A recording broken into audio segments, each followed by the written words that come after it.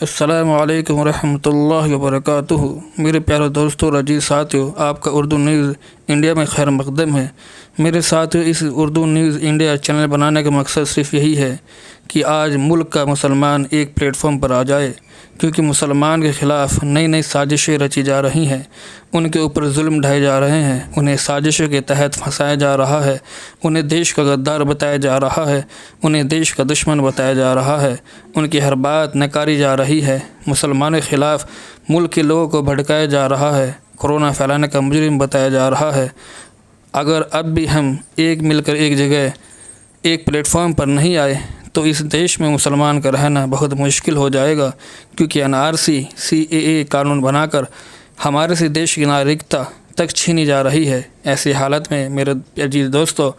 ہم سب مل کر اپنی شریعت کو، مدارسوں کو، مراکزوں کو بچانے کی فکر کریں، اور ہم سب مل کر جمعیت علماء ہند کا ساتھ دیں، جو آج مسلمانوں پر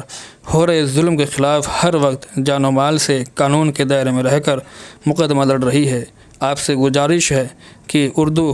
نیوز انڈیا چینل کو ملک کے ہر مسلمان تک پہنچائے، اور اس چینل کو ضرور سبسکرائب کریں، اور آپ سے دعا کی درخواست ہے۔ السلام علیکم۔